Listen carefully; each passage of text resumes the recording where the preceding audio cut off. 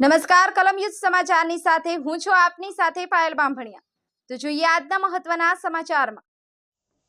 સુરતની પાંડેસરા પોલીસની સરાહનીય કામગીરી।